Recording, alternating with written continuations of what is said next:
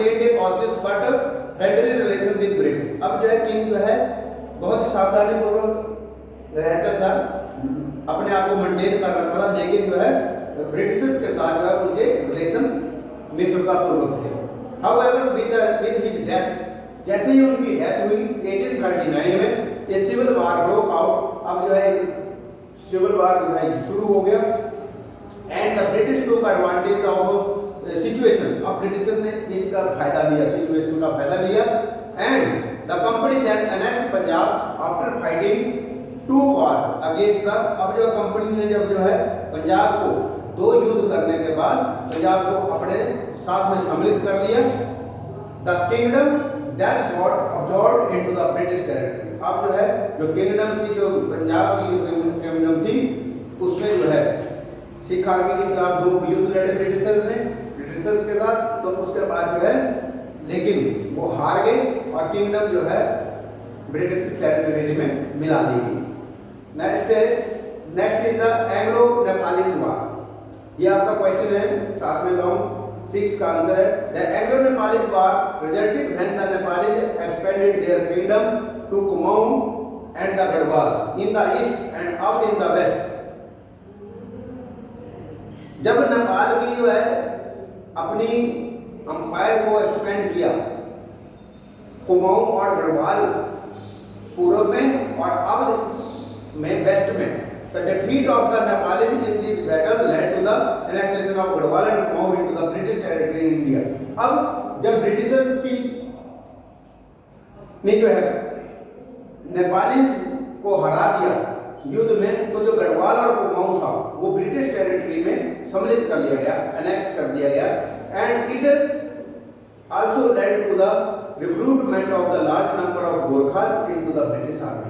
और इसके वजह साथ ही अब जो इसके बाद जो है ब्रिटिश आर्मी में जो है बहुत सारे गोरखा जो सिपाही जो है भर्ती किए गए। Next is the subsidiary alliance. The subsidiary alliance was a policy used by the East India Company to bring the small principalities under their control, introduced by the Lord Wellesley। Its main features, अब आपने देखा होगा कि जो subsidiary alliance था, ये policy जो है लॉर्ड वेल्लेली ने इंट्रोड्यूस की गई। अब इसके जो मेन फीचर थे वो क्या थे? Any Indian ruler accepting the subsidiary alliance had to keep British forces within his or her territory and had to pay for upkeep of the troops।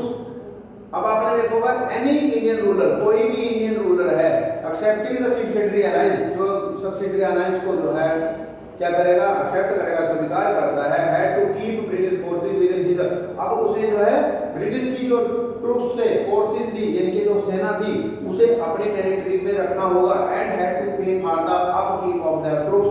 अब जो ट्रूप्स की जो सैलरी थी या उनको जो है मेंटेन रखने के लिए जो खर्च था, खाना खर्चा, तो वो जो है किसे करना पड़ता था? उसी टेरिटरी के राजा को करना पड़ेगा। If the rulers could not make payments, then अब यदि कोई रूलर पेमेंट नहीं करता है, then she had to cede territory to the British।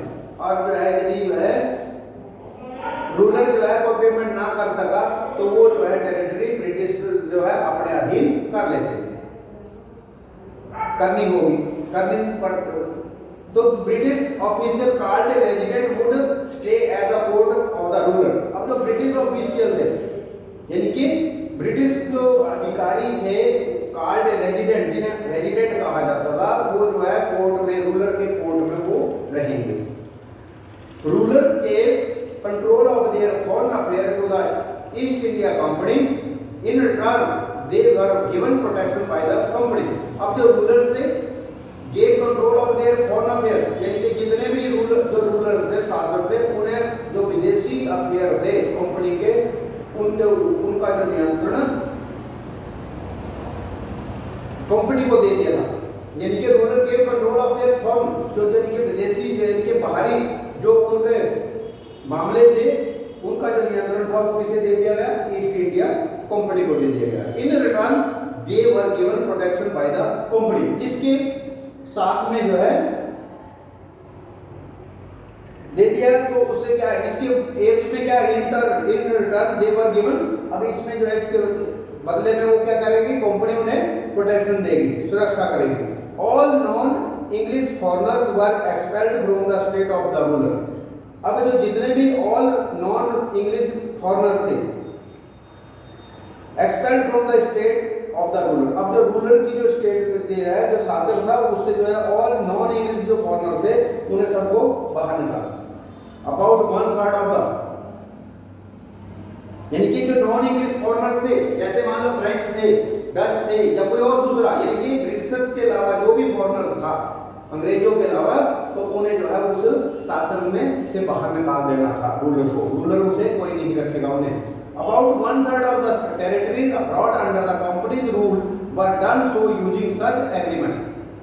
About 1/3 of the territories, लगभग जो है 1/3 जो टेरिटरीज थी brought under the company's rule, जो कि कंपनी के अधीन, शासन के अधीन थी, were done so using such agreements. अब इस प्रकार से एग्रीमेंट्स लेकर के अपने अधीन कर ली। 1/3 जो टेरिटरी थी वो कंपनी ने जो शासकों की अपने साथ ऐसे एग्रीमेंट तय करके अपने अधीन कर ली। कोची, जयपुर, त्रावणकोर, हैदराबाद, राजपूताना वर some of the princely states which entered into the subsidiary alliance. Now next is the doctrine of lapse. अब आपने देखा होगा लैप्स की नीति, ये कि अनदर पॉलिसी थी। Doctrine of lapse was another policy which was used for the expansion of the company's control. Doctrine of lapse was introduced by Lord Dalhousie, the Governor General of that time. The policy stated that in case of the death of the ruler of the subsidiary state, अब subsidiary state without, यानी कि जैसे मान लो जैसे झांसी थी, रानी झांसी थी, तो रानी झांसी के जो है अपना कोई बेटा नहीं था। जो हायर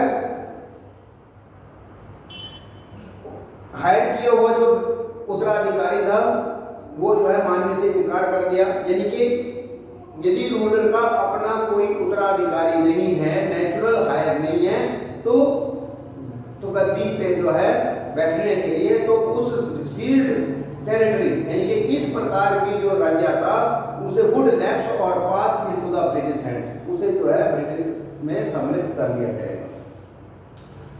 जैसे झांसी, सतरा and Nagpur were annexed using this policy, यानी कि जैसे मान लो राजा का बेटा ना हो तो जो है यानी कि अडॉप्टेड सन, आपने देखा होगा कि रानी झांसी ने अडॉप्टेड सन लिया था तो उसे स्वीकार करने से मना कर दिया था। और आपने देखा होगा कि जब जो है 1857 का जो रिवोल्ट हुआ था तो उसमें आपने रानी झांसी की रानी भी जो है उसमें सम्मिलित हुई थी। क्यों? क्योंकि इन्होंने डॉक्ट्राइन ऑफ लैप्स के अधीन उसके शासन को भी ब्रिटिश टेरिटरी में सम्मिलित करना कर लिया था। Around the same time Awadh was also annexed on the excuse that it was being misruled by the नवाब वाजिद अली शाह। अब जो अवध का जो अवध वाज आल्सो annexed, अब अवध को भी ये कह करके कि जो है शासन अच्छे से नहीं चल रहा है, मिसरूल्ड हो रहा है, तो नवाब वाजिद अली शाह से छीन लिया गया और उसे भी ब्रिटिश कंट्रोल में ले लिया गया।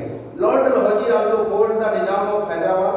अब लॉर्ड डलहौजी ने निजाम ऑफ हैदराबाद को भी फोर्स किया to send Berar to the British, कि जो है वो बेरार का जो हिस्सा है उसे ब्रिटिशर्स को दे दे। Moreover the titles of the rulers of the Carnatic, Surat and Tanjore were also abolished. अब जो उनके मोर ओवर इसके अलावा जो टाइटल दिए गए थे, जो शासकों ने टाइटल प्रदान किए गए थे कर्नाटक के रूलर को, सूरत और तंजौर के, वो भी समाप्त कर दिए गए। With this the British empire controlled all the princely state in the subcontinent. अब with this, इसके साथ साथ जो ब्रिटिश एम्पायर थी उसने controlled all the princely states, सारी प्रिंसली स्टेट्स को जो है धीरे धीरे जो है उन्होंने कंट्रोल कर लिया, अपने नियंत्रण में कर लिया, and it become the biggest political unit in the sub continent. अब इस प्रायद्वीप में जो है एक बहुत बड़ी इकाई बन गई इस प्रकार से ब्रिटिशर्स की। तो that's all, do reading and try to fill book work, match the following, write true or false, try to do it yourself, and